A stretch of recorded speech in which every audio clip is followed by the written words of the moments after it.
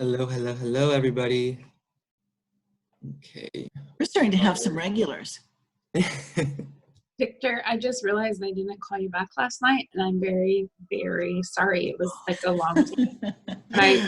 I was like, oh, I didn't call you back. It's no problem. At any point, if you have anything you'd like to share, feel free.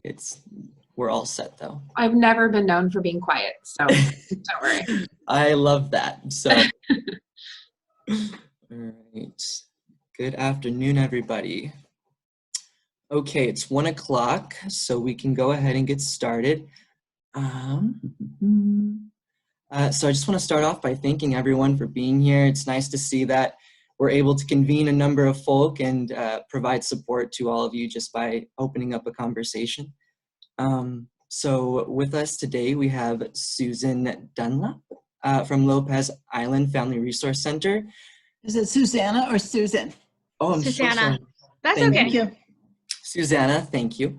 Over from Lopez Island Family Resource Center. And so the topic today is mentor and mentee activities that have proven successful during coronavirus and social isolation. So Susanna, if you'd like to start us off by just introducing yourself and telling us a little bit about your program, that'd be great.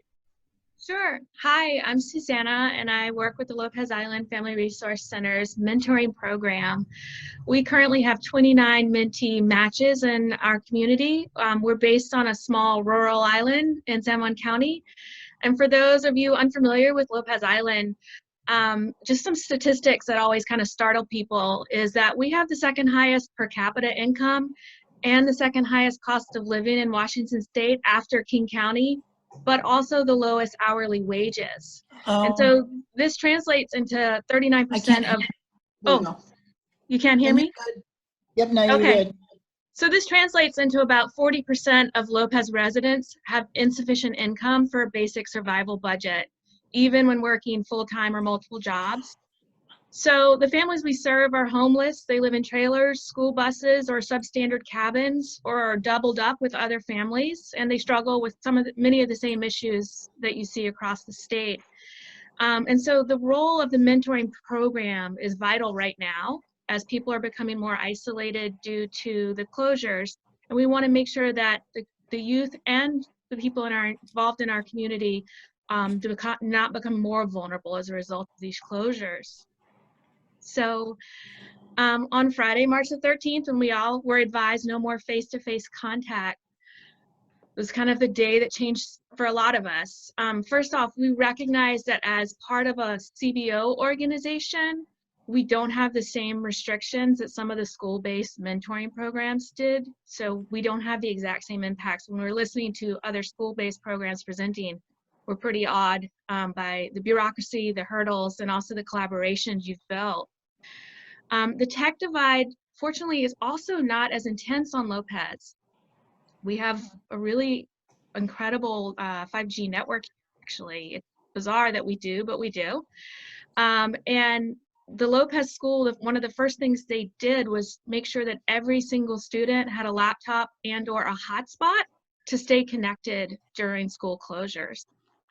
And also because our mentoring program operates within the central hub of the Lopez Island Family Resource Center, we could make sure that the same tide lifted all boats at the same time. So we made sure that as we were recrafting our mentoring program to move to a virtual platform, the basic needs of both our mentors and the mentee families were being met. So that included basic food, utilities, rental assistance.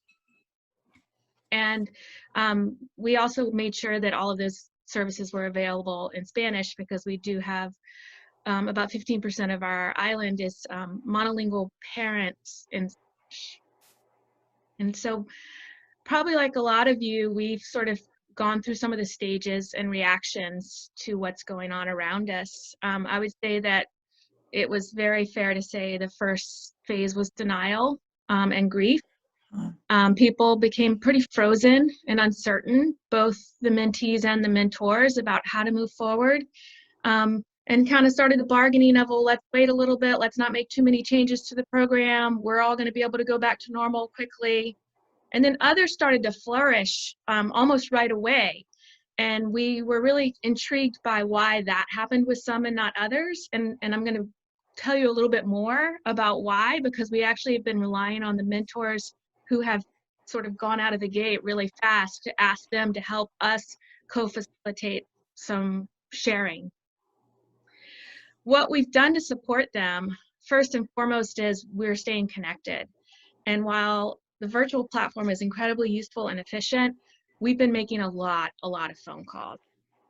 We also have been involved. I've shifted my volunteering in the community to be a grocery site coordinator and delivery provider. So I deliver hot meals and groceries, hot meal once a week and groceries once a week, to make sure that I am within sight of most of the people in our program, just so they know we still have this community connection with one another. And that's actually been significant, I think, because it's sort of like, oh yeah, I saw your email, now I'm going to go read it, or oh yeah, I've been meaning to say something to you, can I text it to you when you get to your car, and can we talk? And so a lot of those connections have been happening. But one of the first things we did was Patsy started making phone calls immediately and spent a good week making phone calls with people. We are also doing monthly check-ins with all the families of our mentees to make sure their basic needs are being met, and as well as their mental health, because there's we're all stressed. But then we also needed to move sort of a parallel track to make sure we shifted our program quickly. And once we knew that the technology divide, I was telling Janet and Victor before that once we knew that the equipment was in place, the tech divide is actually more on the mentor than the mentee side, because many of our mentors are not of the generation that were born and raised into technology. And so while Patsy was calling and touching bases with the mentors, I was providing tech support. Even though our library is doing a great idea and doing weekly tech sessions, I'm still regularly in touch with a lot of our mentors to say, oh, I hear you've downloaded Uno onto your laptop but you're having problems playing virtual Uno. Let's talk about what's going on. So we're providing as much real-time tech support as possible to our mentors. But we've also launched 2 programs for our mentors. We're holding virtual sessions every 3 weeks, and we're also doing weekly e-blast. And Victor, I think, has a few examples of those weekly e-blasts. Yes, I do. I will share my screen in just a moment. Okay. We're going here. All right.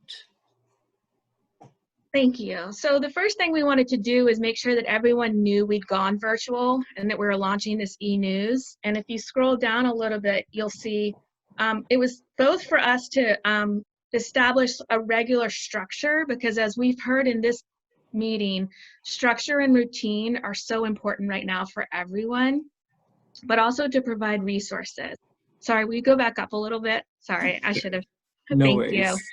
you. It's also in some ways an interactive way for us to make sure that the mentors are comfortable with the technology that they have. And so we have a lot of clicks through this e-blast, and we are measuring how many are clicking. And if you work with MailChimp or Constant Contact, you can see who is. I'll answer your question. You can see who's clicking through by their email address. So we're sending this email to all of the mentors. And yes, I'd be happy to loop you guys into the blast. But we also want it to be sort of one of those regular things that establishes our contact. We're also making phone calls simultaneously. And did you say that goes out, Susanna, the emails? How often does the email news go out, please? It goes out every Thursday. Okay. Every Thursday. And we first wanted to make sure that, because our initial assessment in our phone calls was that it was the mentors who had the tech challenges versus the mentees. Mm-hmm. So the first was to establish a greater comfort in the tech world for our mentors. And the second phase that we're launching in another week is actually to the parents of our mentees, so that they get as much information as possible from us as well, That one, of course, will be bilingual, Spanish, English, whereas right now, all of our mentors, if their first language isn't English, are fluent in English. And is that weekly as well, Susanna? Yes, Wow. yes. Wow. So we're gonna scroll down. Okay. Thank you.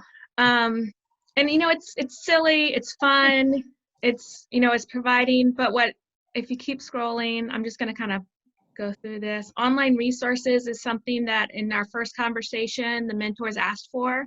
And actually one of the great links we found was from the SOA spreadsheet that was provided in that first meeting here.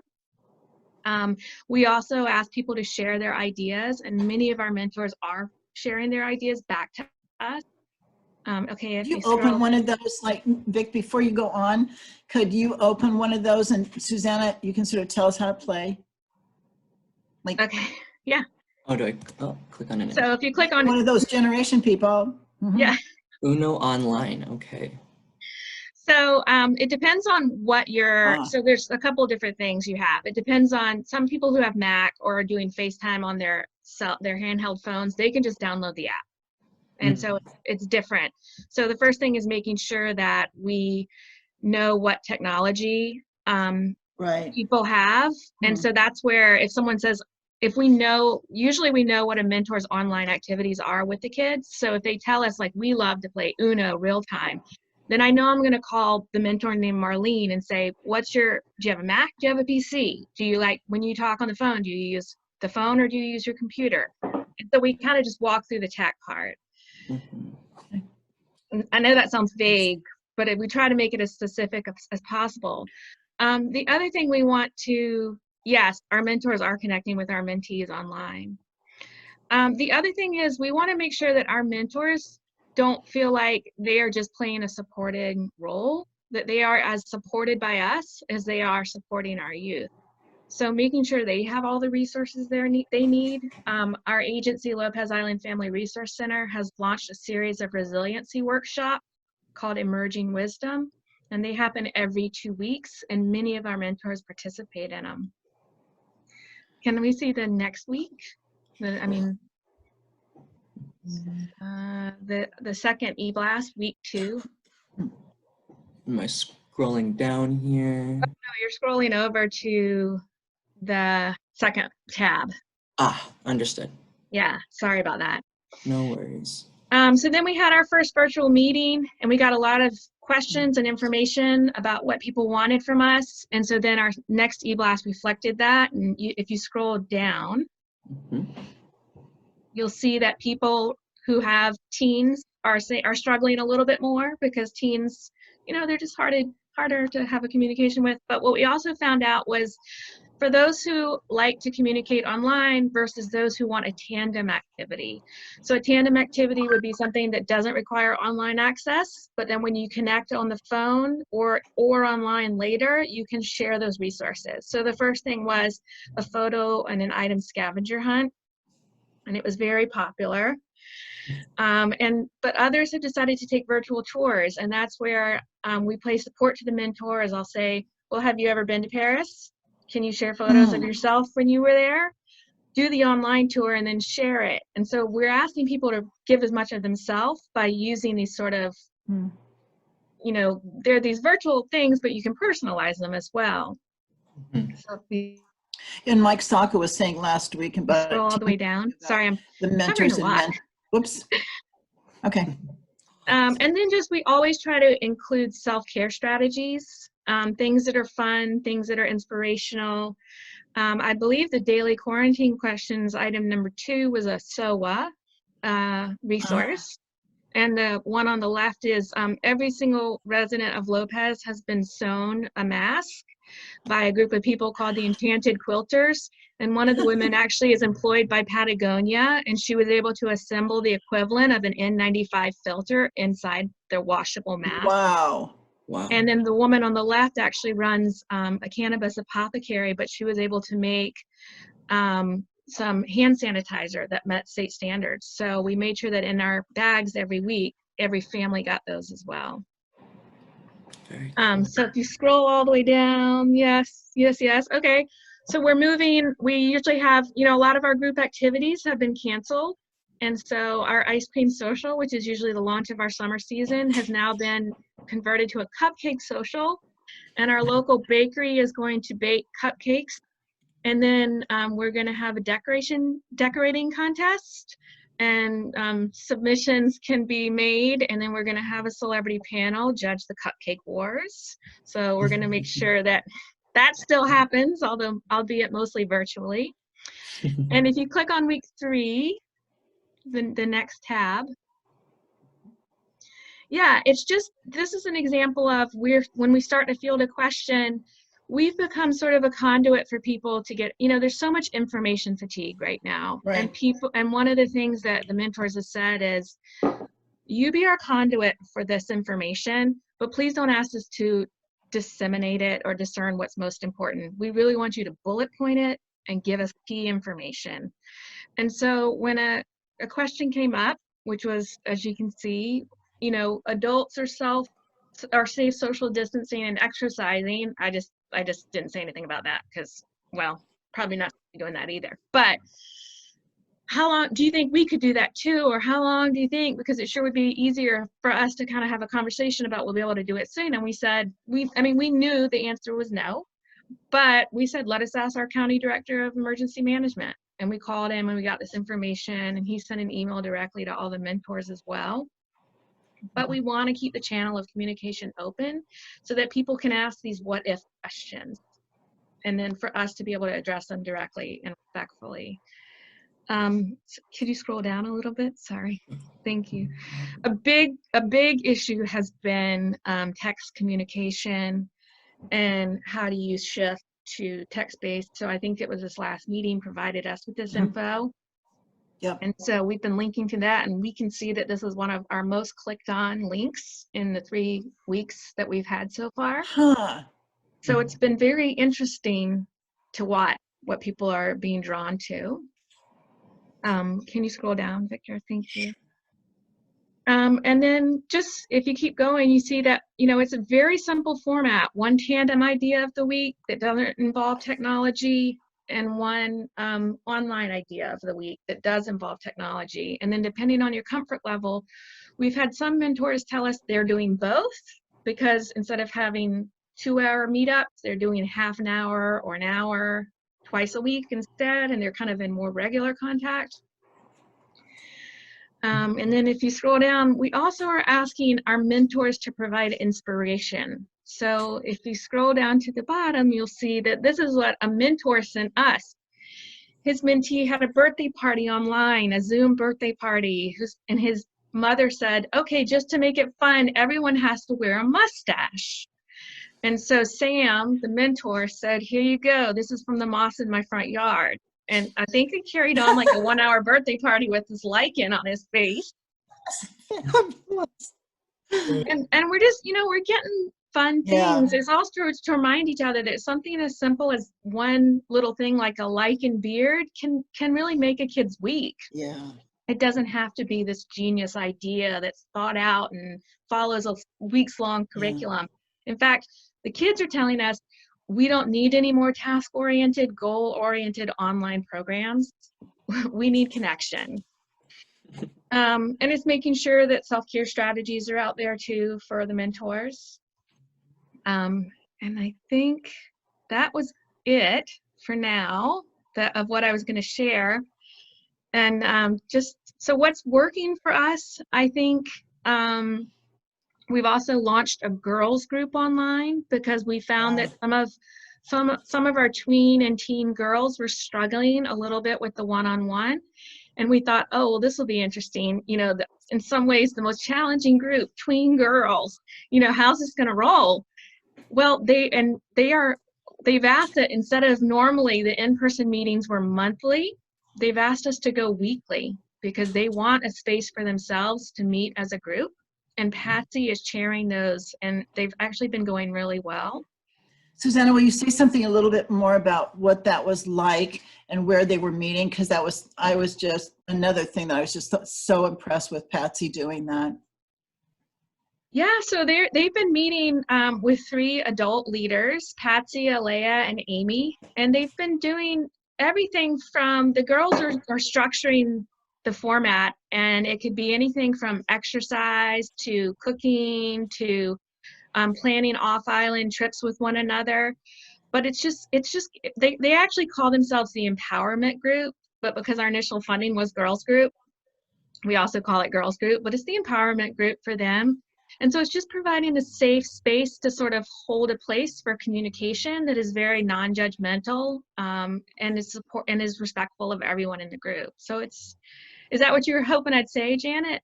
Yeah, and just to note as well, isn't Amy one of those, not Patsy, isn't Amy a licensed social worker? She participates in the program in a variety of ways for mentors as well. Yes, she does. She does. And that's been very helpful. And it's sort of our model. I mean, we definitely see that there's a group of tween boys floundering around the island, and we want to pull them in too, but down the road.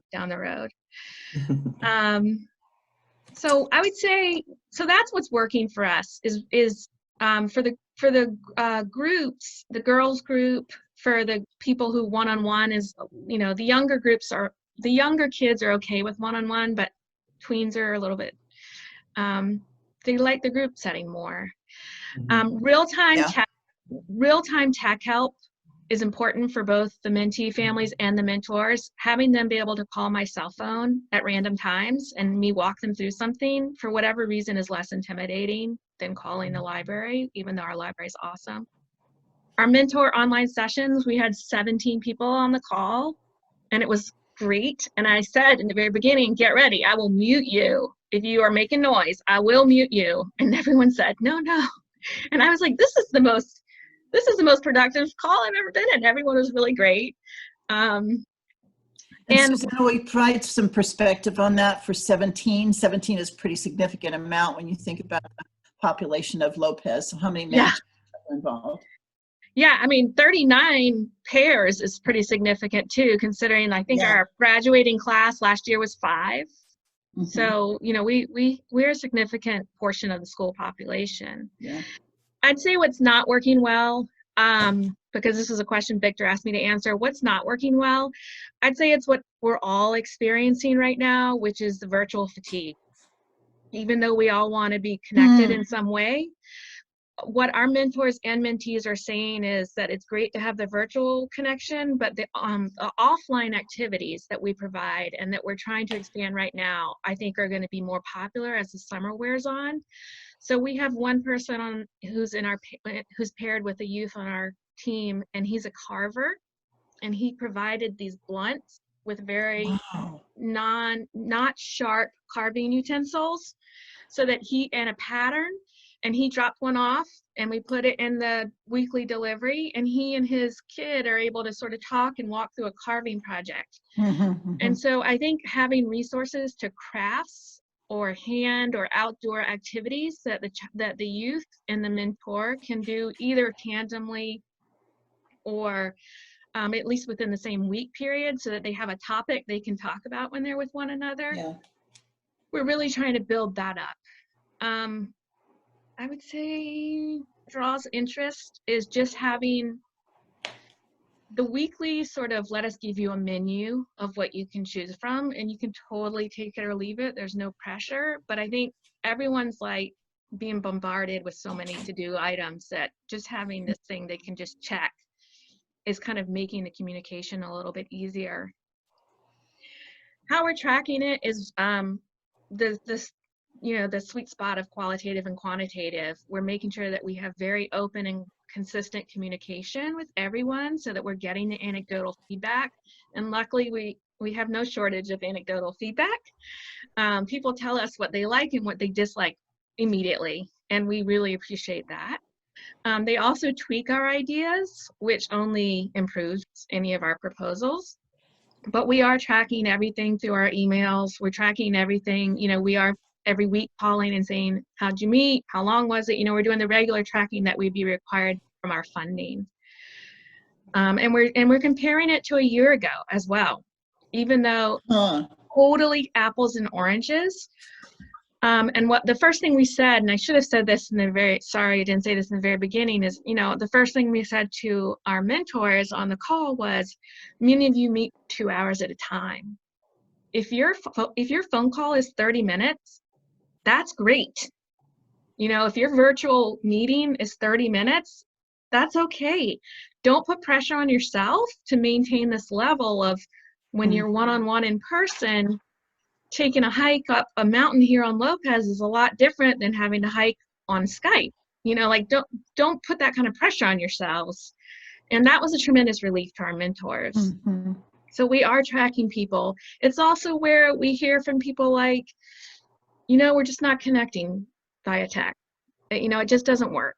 And so we need an offline activity so that I can call and say, did you get the carving blunt? So we're hearing real time from people too. I think that was everything in the blitz. Did I cover? Yeah, I think so. Does anyone have any questions? I know Mary Jo, you mentioned down at the bottom if we have a document outlining these activities, and we do. So anyone who would like for me to share that with them, you can reach out to me and I can send you a variety of links and activities. Vic, so let's just send, if it's okay with Susanna, let's send that out period so that people don't have to contact us. If it's okay with you, just send it out because there are people that are not on the phone that could benefit as well. Wonderful. I will do that. Thank you. Thank you for sharing, Susanna. I just want to hire you to do all of these things for us. No, I was just like, I saw So that great. stuff and I thought, we're not talking about a staff of 30 or much less 5 here. I just looked at it the other day and thought, oh my God, that's everything I love. Well, it's great. I'm stepping in for Patsy Haber. She's the one leading this. I'm her assistant. So she couldn't be on the call today, but this is all Patsy. Come on, let's be real. And if you haven't met Patsy's, sort of not quite the founder, but I'm so personally involved. These girls meet at Patsy's home. Patsy, it's a different environment, obviously, from Seattle, but, as a group meeting, but so critical, especially on Lopez, that they know the community and that they follow through and all these other kinds of things. So they have a different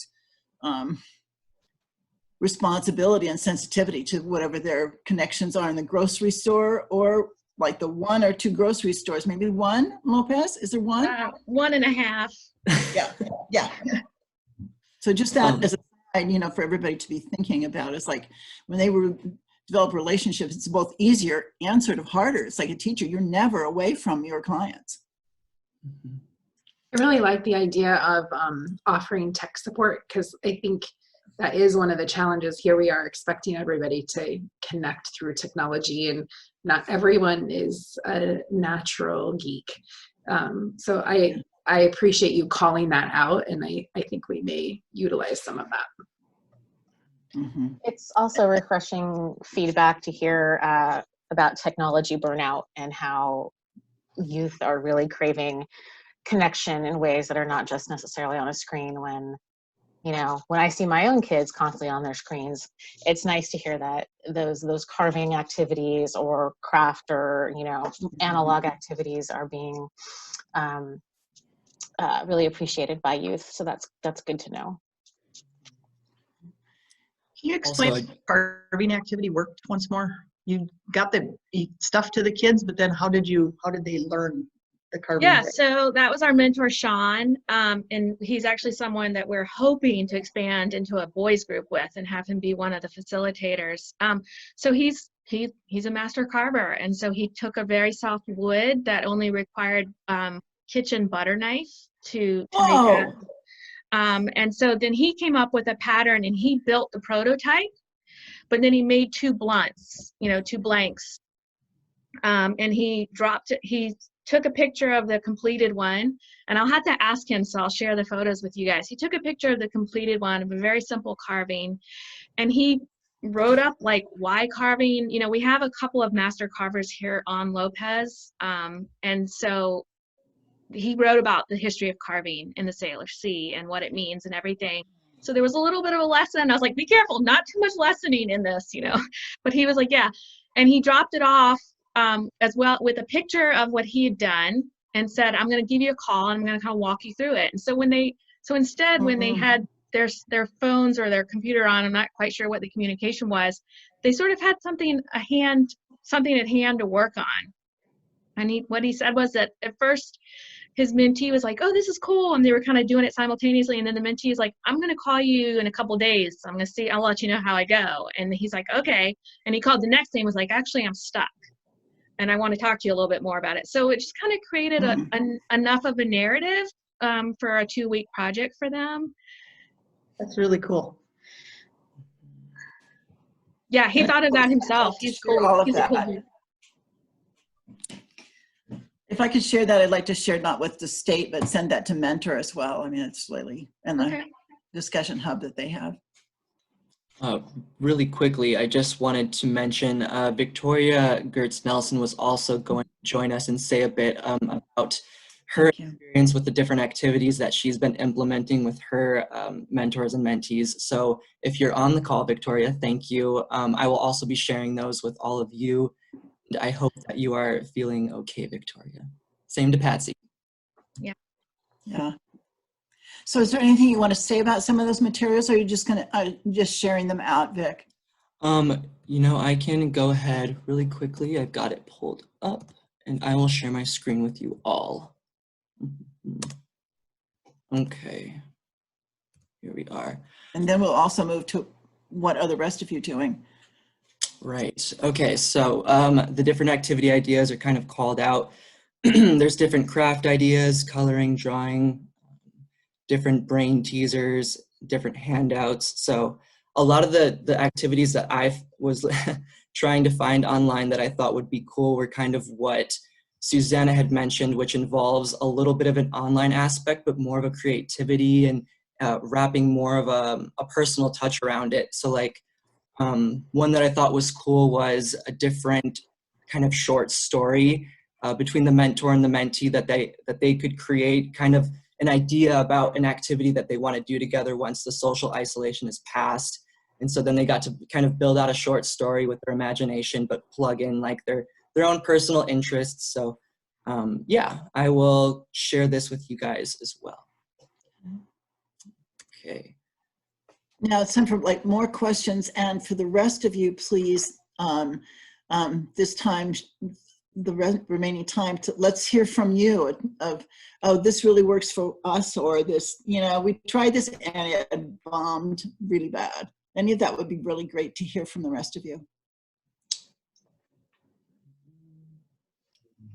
We've tried to do virtual movie nights over Zoom, and they've had varying success. The test rounds with staff have gone super, super well, and then when it goes live, it's had some hiccups. Luckily, people are really good sports right now and very gracious in this craziness that we're living in.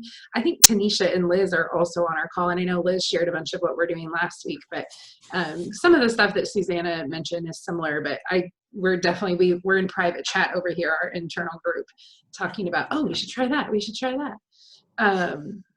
So tell us more what the movie thing is, you know, even though, so how did you set that up? What does that look like? So you can't, you legally can't stream a movie over Zoom. So it has to be a movie that you own, like you have to play through a DVD, or if you've downloaded it or whatever, but you can't like stream from your Netflix account or you know, something like that. So we've just used big, large Zoom formats, and our match support staff have taken that on. Yeah, they're basically just streaming it through Zoom. Okay, so you can watch it through Zoom.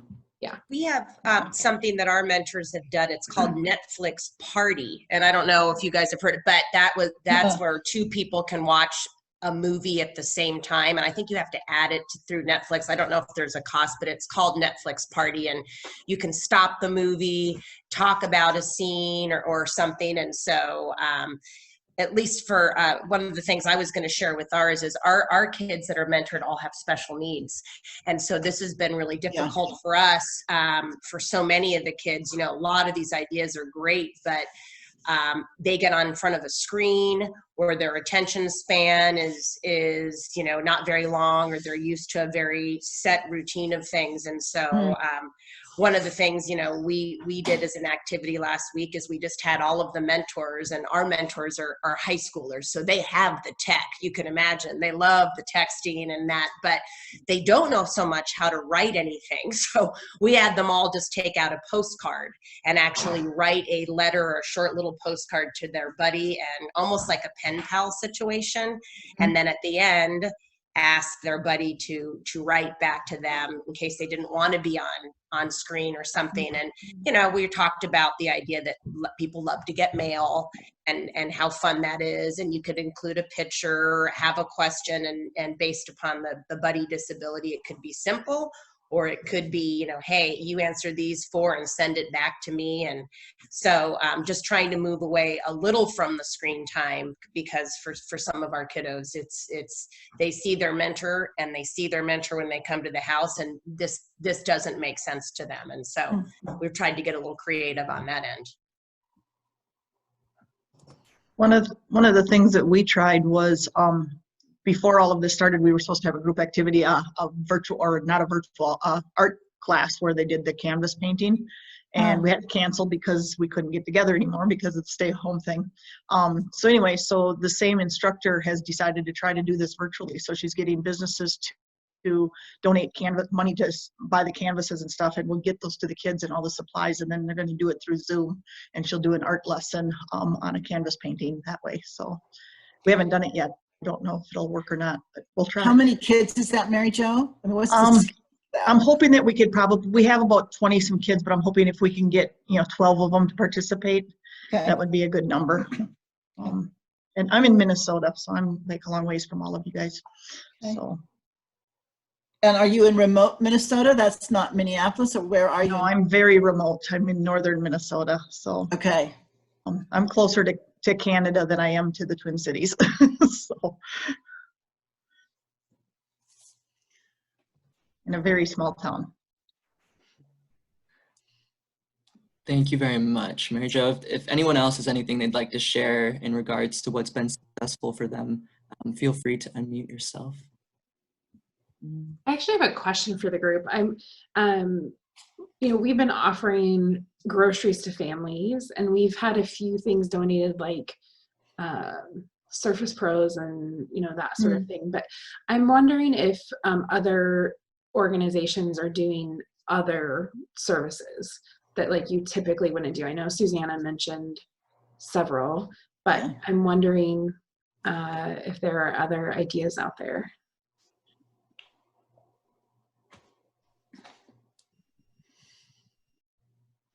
Kathy, does CIS, does Community Schools organize something? I think I don't know if you've mentioned something like that in the past with the other kinds of services that you regularly furnish? Yeah, so our mentor program is just one of the many programs that we furnish. And so we work with our staff or site coordinators who work inside the schools. And so what we did was we started an emergency fund when the schools closed, and we've just been collecting donations from the community. And then with those donations, we've been purchasing grocery gift cards. And then also we partnered with another local organization to put up a community needs form for community members with students in the Renton area to fill out if they need financial support. And so the majority of what we've been doing is purchasing grocery cards for families. But in addition to that, we've also helped pay some utility bills, helped pay for some cell phone bills, things of that nature. Like, and you know, we take it on a case-by-case basis. Like for the cell phone bills we've paid, it was a one-time situation to help tide them over before they got, you know, deeper supports. And it was that cell phone that was the only connection to the internet for the family, which allowed the kids to do their online learning. So, so it was those type of situations. And so it was. Do you have a form or like a process that you set up to do that? Or is it literally just flying by the seat of your pants? Flying by the seat of our pants, frankly. Yeah. Our operations and programs manager, she has been manning the online forums. And then we have the rest of our staff is funneling all of their needs into one lead staff coordinator, and that lead staff coordinator is collecting all of them and working with our program director. And then on Wednesday afternoons, our program director organizes everything. Thursday morning, we set everything out, and then we did a call for volunteers, and volunteers come Thursday afternoon to grab their stack of stuff and some gloves and their contact list. And then they go and they call folks ahead of time and then deliver and drop off in a no contact format. The reason I hesitated just to raise my hand and talk about it is it's actually been, I don't want to say cost prohibitive, but yeah, cost prohibitive. Like with our emergency fund, 100% of those funds are going directly back out to the community, and it's taking staff time and staff dollars to administer all of that.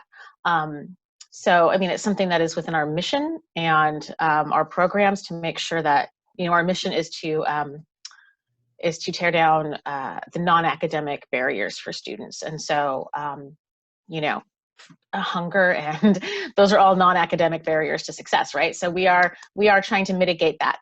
But it is, in addition to that, our staff have been doing regular phone calls and emails with families to check in on support, connecting families to the ever-evolving, ever-changing community resources that are available so that families can dip into larger resources and larger supports. And from what I'm hearing from our staff, it's become more emotional support than anything, than logistical support, which is fine and great. I mean, our staff are equipped for that. A lot of it is just, you know, some really stressed out, exhausted parents who just need another grown-up to talk to. A lot of it is, you know, kids who are wondering how they're going to get back on track scholastically when they start the next school year. And so that's kind of the other wraparound supports we've been providing. But that's all, I mean, that has been all that we've done anyway. It's just it has traditionally always been within a school building. So now how to take it out of a school building and make it virtual. I don't want to say virtual, but because there's a lot of also, you know, physical drop off. It's a lot of phone calls. Yeah. I don't know if that answered the question or not, but I hesitated to just throw it out there because it's not an easy process to just pick it up and throw it out there. It's, yeah. Yeah, we're encountering the same thing. I'm hearing about the things that are hard to do or not working or take all those kinds of resources as well. Yeah. I mean, it's working. It is working. I think where we are right now is we need to start thinking about phase 2, right? Like I keep talking about phase 2 with other people. Like I feel like we're at the end of what's considered emergency, because emergency is really not meant to be sustainable, right? But we're also not going back to how things were. So what do things, so what is the next phase of this? And especially if we're in it for a while, right? Yeah, exactly. It's like, okay, it's not going to be the way it was, but it can't be an emergency level anymore, because I don't think anyone's emotions can handle that anymore. So how do we settle into something else? Thank you, Kathy. Susanna, did you have something you wanted to mention? Yeah, on what Kathy was saying, in case I gave the impression it's just me and Patsy, who are both part-time workers, we benefit from being part of a larger CBO. So there are 4 other people working on this. So as you're describing your program, Kathy, I was like, yeah, that would be impossible. And I come from a public health background where we actually provided emergency and then transitional into sustainable programs, especially emergency funds. So when we sort of divvied up our roles, Patsy said, I don't want to have you do the data and you do the data analysis, because that is its own job. And she did the one-to-one contact.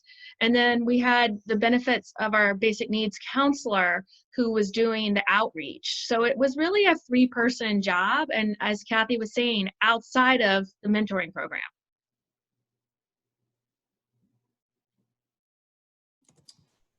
Thank you. Do we have any other questions that haven't been answered yet? Or input from people? Yeah.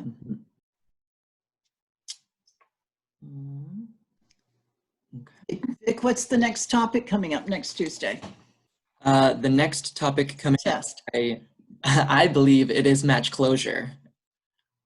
Yeah. And part of that was actually, asked for. What does that mean? Mentor has been pushing, and a number of your organizations have really taken on match closure more seriously. What does that mean? What's closed or on a hiatus, and what can be put in? So we'll be looking for ideas and reaching out to some of you. Right. And One coming up on group activities as well. Karen, for example, I see you on the line, Karen Warlock in Bellevue, and they do a fairly unique group mentoring model, and so does Gonzaga, so they'll be also chiming in. If there's other topics that you want to discuss and have voice and meet with, just let us know. mm-hmm. We are here to support all of you, so the more feedback we can get, the better. Okay. Well, thank you everyone for joining us today, and you will be receiving an email from me with a variety of resources. Feel free to email me back. I should be getting all of the recordings from our sessions online soon, so I will be sending that out as well. Right. Special thanks, Susanna. You picked quickly, and I just, you know, like I said too, when I saw the materials last night, I was like, holy moly, this is really fabulous. So that was really great. Thank you so much. Yeah, thank you. Thank you, Susanna. Thank you for everyone else that shared. All right, bye-bye now. Thank you much, everyone. Stay healthy, stay well, be happy.